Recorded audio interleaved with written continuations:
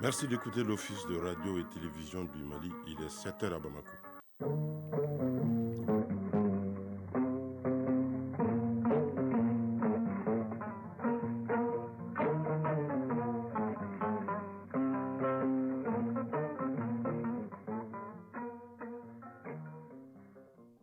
Le journal. Oumar Moussa Traoré. Mercredi 4 janvier 2023, bonjour et bienvenue. Ciel dégagé sur Bamako où le mercure ne devait pas descendre sous la barre des 18 degrés affichés en ce moment pour une maximale de 32 degrés au cours de la journée. À la une de l'actualité de ce matin, rentrée académique 2022-2023 de la deuxième promotion de l'école de guerre hier. Ils sont 25 admis pour une année de formation. Cette école doit former des chefs militaires devant exercer des responsabilités de haut niveau en ayant une vision prospective des enjeux sécuritaires qui se posent à notre pays. Le dossier de cette édition est consacré aux réformes politiques et institutionnelles qui ont enregistré d'importantes avancées dans notre pays. On peut citer entre autres le vote de la loi électorale par le CNT, l'élaboration de l'avant-projet de la nouvelle constitution et la mise en place de l'autorité indépendante de gestion des élections. Chaka Konaté nous parlera de tout cela dans son dossier. À l'étranger, l'Afrique centrale et de l'Ouest sont menacées de famine cette année. Ces deux parties du continent pourraient enregistrer le nombre record de 48 millions de personnes souffrant de la faim. Et puis, les perspectives économiques dans le monde en 2023 ne sont pas très bonnes. Selon encore la directrice du Fonds monétaire international, la croissance sera en deçà de 2%. La synthèse de cette actualité à l'étranger sera présentée par Barakissa Ouattara et Mamadou Borayou. La chronique de l'environnement dans le rendez-vous du mercredi, Agibou Koulibaly évoque aujourd'hui le réseau des médias africains pour la promotion de la santé et de l'environnement. C'est une organisation africaine des médias partenaires de tous les programmes de santé et d'environnement dans le domaine de la communication. Enfin, en sport, football, la 7e édition du CHAN, Championnat d'Afrique des Nations de football, démarre le 13 janvier en Algérie. Les Aigles, avant leur départ hier en Tunisie pour un stage, ont reçu le drapeau national. Et puis le roi Pelé a été inhumé hier. Un dernier hommage lui a été rendu. Occasion pour notre compatriote Salif Keita Domingo, qui a joué contre lui, de lui rendre également hommage. La synthèse de la qualité sportive, c'est avec Alidou Matina. Voilà pour le sommaire. Je vous le disais en titre, rentrée académique 2022-2023 de l'école des guerrières.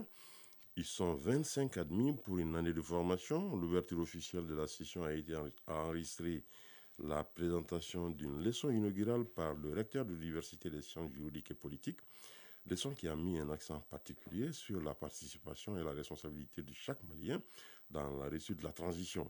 La cérémonie a eu lieu sous la présidence du chef d'état-major général des armées, le général de division Oumar Diarra. Nyanya Ali Outraoui. La solennité du moment scie parfaitement à l'événement du jour. Nous sommes dans les locaux qui abritent l'école de guerre du Mali.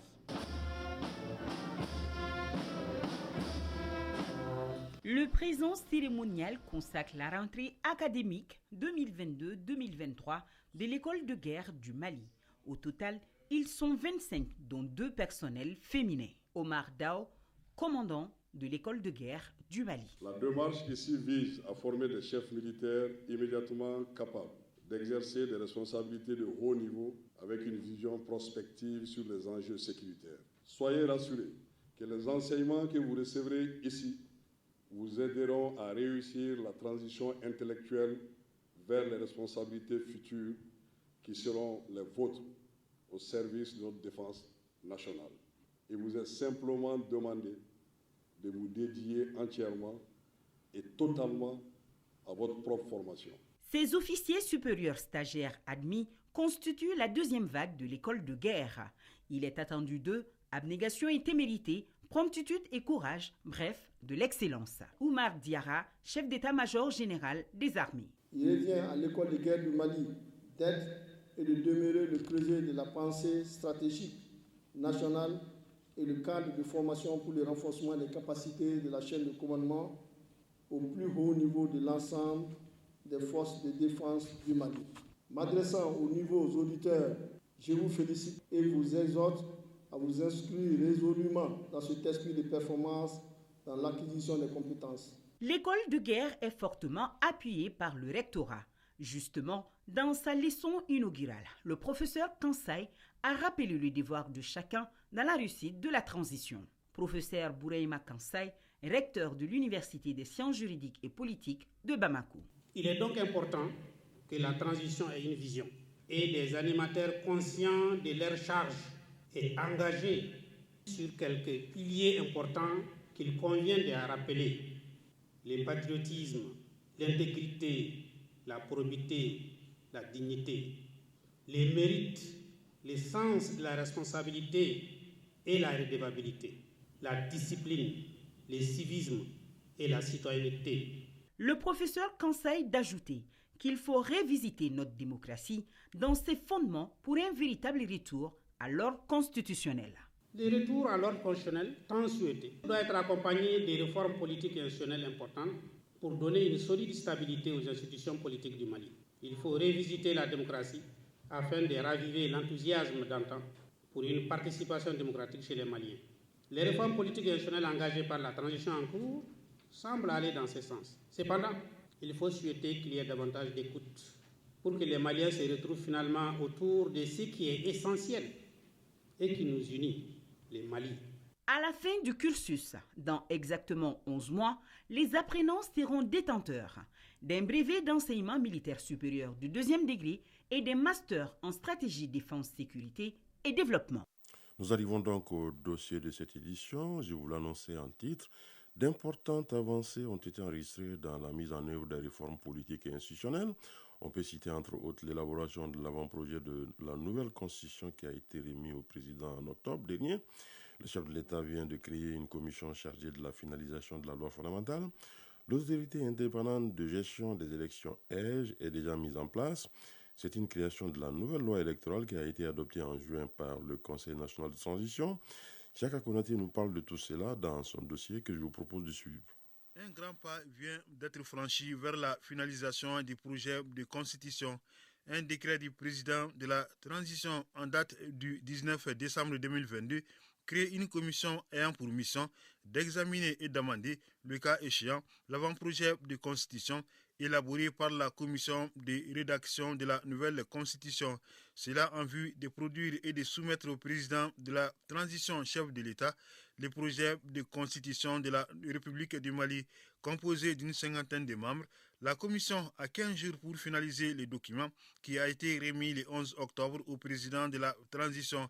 Le chef de l'État a salué l'approche participative de la CNRC.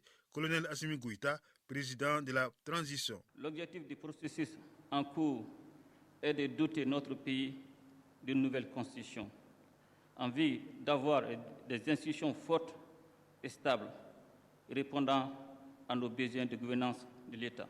En effet, après de longues années de soubresauts politiques, il nous faut repartir sur de nouvelles bases afin de créer des conditions d'instauration d'une démocratie réellement représentative dans un cadre social apaisé et convivial.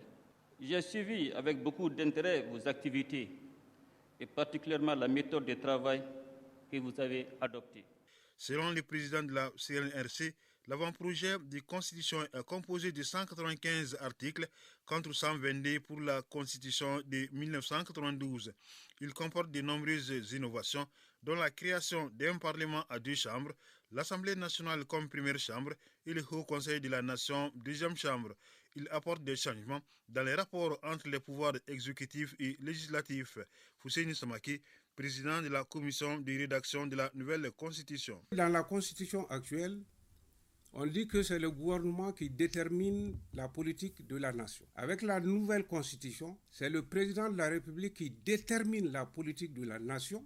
Le gouvernement conduit la politique de la nation. Le Parlement ou l'Assemblée ne pourra plus renverser le gouvernement. Et, en sens inverse, le président de la République ne pourra plus dissoudre l'Assemblée nationale. Pour ce qui est de l'autorité indépendante de gestion des élections EGE, le décret de nomination de ses 15 membres a été signé le 12 octobre par le président de la transition.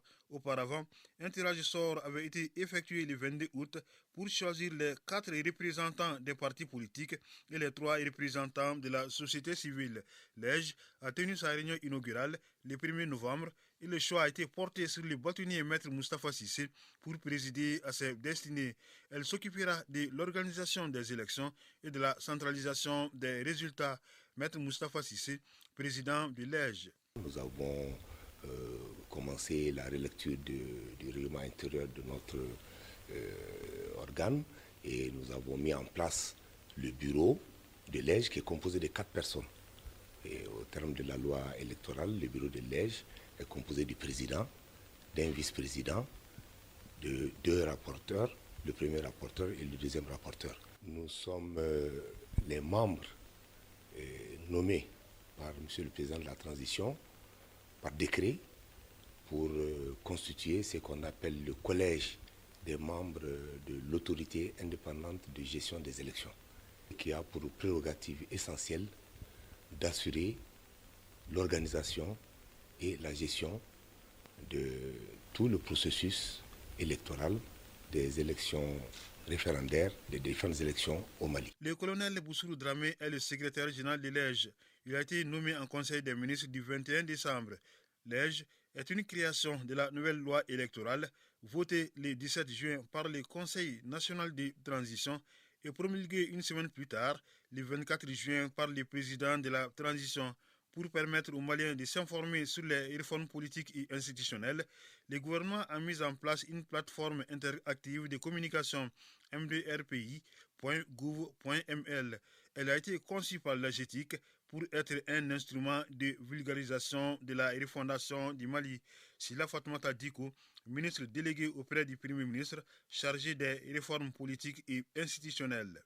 La plateforme comporte un espace forum pour des échanges que nous avons voulu en accès libre pour rendre l'interaction facile.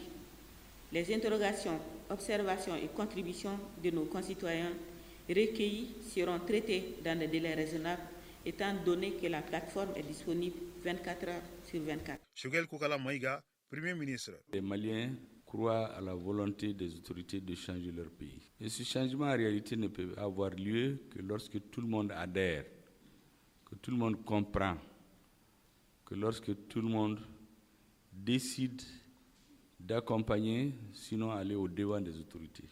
Les processus de refondation, ils l'ont compris, ils se sont appropriés et maintenant ils travaillent pour que l'ensemble des Maliens y adhèrent. Et de ce point de vue, je voudrais donc les féliciter et demander à tous les ministres, à tous les cadres de la haute administration de les accompagner pour que leur mission soit une véritable réussite. La plateforme est entièrement financée par le budget national. Elle devrait contribuer à la densification des relations entre les gouvernants et les gouvernés. Un mot de l'actualité à l'étranger avec une série de dossiers préparés par la rédaction. Le premier concerne l'Afrique centrale et de l'Ouest, qui sont menacés de famine cette année. L'information a été donnée dans un communiqué de l'ONU. En effet, ces parties du continent font face à des situations sécuritaires et alimentaires tendues et pourraient enregistrer un nombre record de personnes souffrant de la faim, 48 millions selon la prévision, et 9 millions d'enfants pourraient y être exposés. Dossier signé Baraki Sawatra. 48 millions de personnes pourraient souffrir de la faim cette année en Afrique centrale et de l'Ouest si rien n'est fait selon les prévisions de l'ONU. Selon l'organisation, plus de 35 millions de personnes dans la région, soit environ 8% de la population évaluée, sont actuellement incapables de satisfaire leurs besoins alimentaires et nutritionnels de base. Parmi elles, plus de 6 millions d'enfants avec une situation particulièrement alarmante dans les zones de conflit du bassin du lac Tchad et la région du Liptako-Gourma. Et si des solutions urgentes et durables ne sont pas mises en place, ce nombre pourrait considérablement évoluer l'année prochaine pour atteindre 9 millions d'enfants. En plus des situations sécuritaires tendues, cette insécurité alimentaire dans la région est alimentée par une hausse des prix des produits alimentaires qui s'observe depuis la fin de l'année 2021. Cette inflation, qui rend difficile l'accès des populations aux produits de première nécessité, a entraîné de nombreuses mesures de soutien de la part des États sans pour autant réussir à faire baisser les prix. Pour éviter un scénario catastrophique, l'ONU appelle les gouvernements de la région à accroître leur soutien et investissement dans les programmes de sécurité alimentaire et de nutrition. Pour cela, Elle estime avoir besoin de près de 32 000 milliards de francs CFA pour aider 230 millions des personnes les plus vulnérables dans le monde. Un montant qui, selon ses responsables, sera difficile à mobiliser au vu de la performance de l'année 2022 où seulement 47% des financements demandés ont été mobilisés. Et puis le second dossier de cette actualité internationale est consacré aux perspectives économiques dans le monde en 2023 qui ne sont pas très bonnes. La directrice du Fonds monétaire international estime que la croissance mondiale sera en deçà de 2%. Selon elle, les causes sont liées à la guerre en Ukraine et à la pandémie de Covid-19. Dossier signé Mamadou Barayou. Déjà en octobre 2022, la directrice du FMI, Fonds monétaire international, Kristalina Georgieva, a annoncé une baisse inévitable de la croissance mondiale à moins de 2% en 2023. Le FMI met en cause la guerre en Ukraine et la politique de zéro Covid en Chine. Cela est une première depuis 2009. Selon la directrice du FMI, en 2020, le PIB mondial avait également reculé de 3% à cause de la pandémie du Covid-19.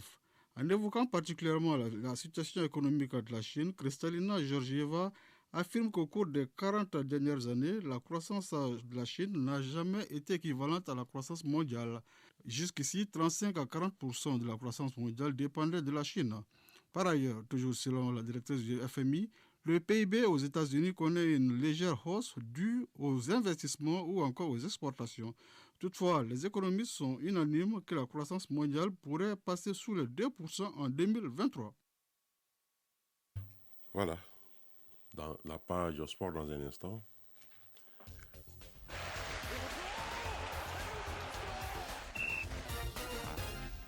Une page sport traditionnellement animée les mercredis par Aridjou Matina. Bonjour Aridjou Matina. Bonjour Omar Moussa. Alors, la 7e édition du CHAN, Championnat d'Afrique des Nations de football, démarre le 13 janvier en Algérie. Les Aigles, avant leur départ hier en Tunisie pour un stage, ont reçu le drapeau national.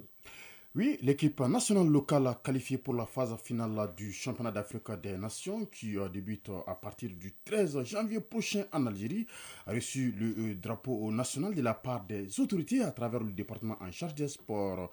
Cette traditionnelle remise des couleurs nationales est une invite pour ceux qui ont la chance de représenter également le pays dans une compétition sportive continentale voire internationale d'honorer le pays. Amadou Diarra Yalkoué, le secrétaire général du ministère en charge des sports, a présidé la cérémonie.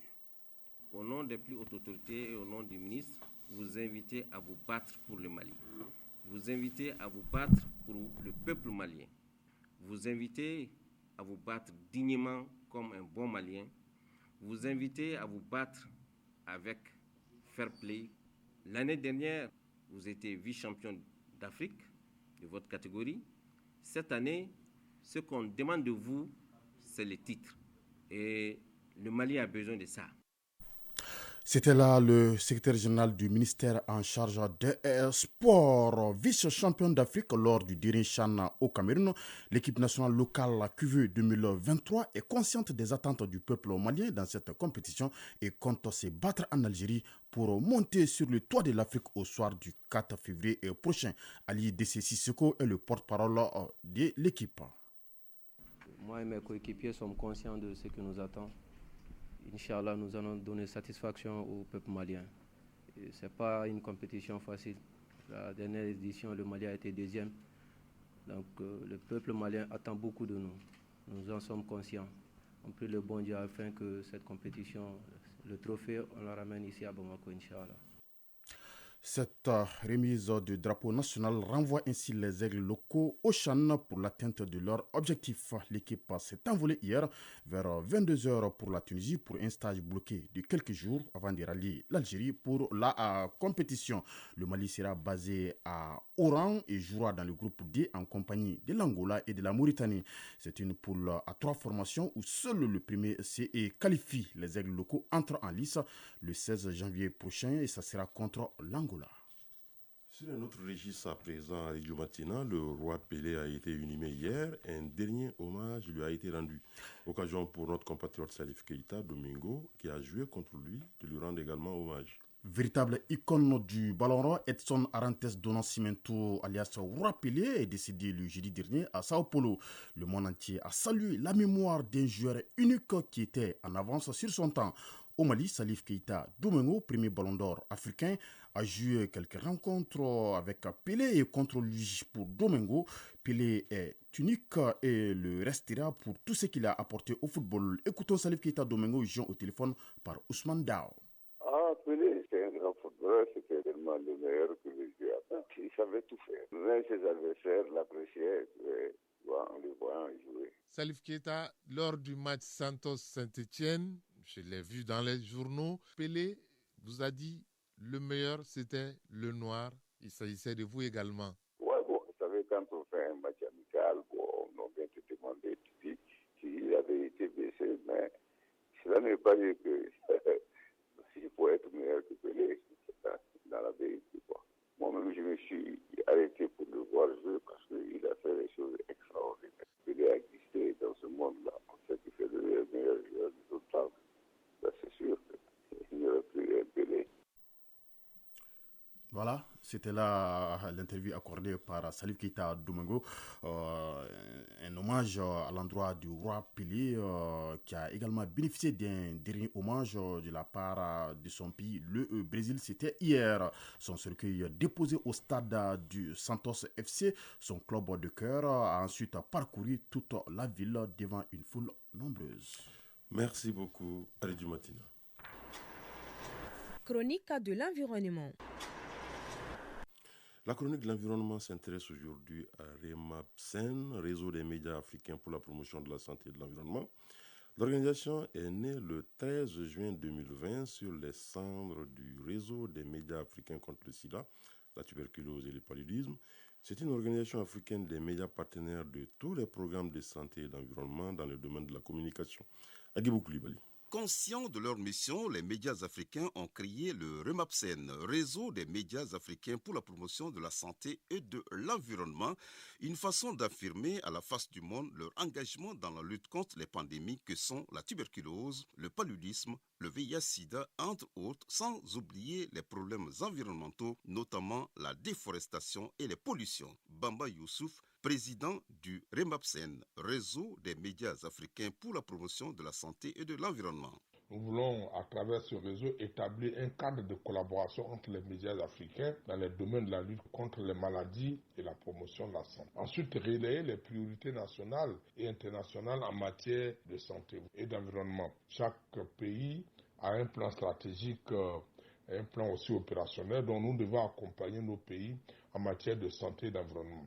Nous voulons aussi, avec ce réseau, favoriser la création d'espaces de sensibilisation dans les organes de presse sur les questions de santé et d'environnement. Souvent, ce sont les parents pauvres dans les organes de presse. 25% des problèmes de santé sont dus aujourd'hui à l'environnement. Au Mali, la branche du REMAPSEN est très active, comme nous souligne Fanta Diakité, président du réseau des médias africains pour la promotion de la santé et de l'environnement au Mali. Le REMAPSEN, c'est un réseau qui permet non seulement aux journalistes d'apprendre, mais aussi ça permet aux partenaires d'avoir plus de visibilité. Imaginez une activité menée au Mali. Et cette activité est relatée par les médias nationaux, mais en même temps, cette même activité aussi est mise sur notre page, et sur notre page Facebook, sur notre site, et en même temps, cette même activité est diffusée dans le bulletin trimestriel du REMAPSEN.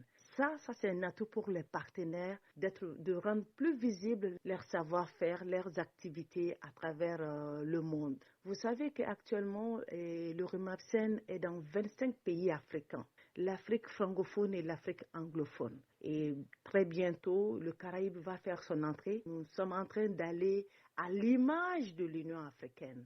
Le REMAPSEN Mali est apprécié par le niveau régional à cause de son dynamisme. Bamba Youssouf, président du REMAPSEN. Je félicite le Mali, la coordination nationale du REMAPSEN au Mali. Pour nous, le Mali est un exemple dans ce REMAPSEN-là. Je suis allé au Mali moi-même pour installer l'ancien REMASTP avec votre confrère Tissera Dambélé Emmanuel. Aujourd'hui, c'est lui qui était le premier coordonnateur du REMAPSEN. Il est membre fondateur du REMAPSEN. Mais aujourd'hui, après son départ, on a trouvé une dame très formidable, Fanta Diakité, de la radio Clédou, qui vraiment travaille d'arrache-pied à faire avancer le mandat du REMAPSEN au Mali. On a eu à faire des webinaires, il y a eu des activités pour lesquels elle nous a fait des comptes rendus. Et nous demandons aux autres pays d'ailleurs de suivre l'exemple du Mali. Le Mali a aujourd'hui son récépissé, parce que nous demandons aussi à chaque pays de chercher un récépissé national.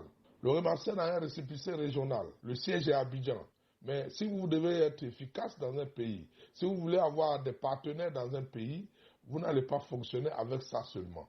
Il faut que vous soyez reconnu au niveau national par les institutions du pays comme une organisation de la société civile. Le REMAPSEN est une structure africaine des médias qui collabore avec tous les projets du programme de santé et d'environnement. Le REMAPSEN est aujourd'hui un réseau déterminant pour assurer une véritable communication autour des questions de santé et d'environnement. Au dire du président, le REMAPSEN est considéré aujourd'hui comme le plus important diffuseur d'informations en santé et environnement. Sa crédibilité établie au long de ses 2 ans d'existence en fait un interlocuteur incontournable.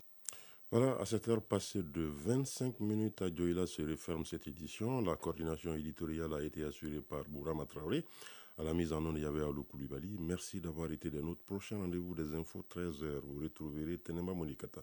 Mais d'ici là, je vous propose de suivre tout à l'heure la page météo avec Djeneba Doumbia, les avis et communiqués avec Doudou Tembili. Retrouvez cette édition sur www.ortm.ml et sur l'ensemble de nos plateformes digitales. La mise en ligne de la présente a été assurée par Tamsir Diabaté. Excellente suite de programme sur l'ORTM.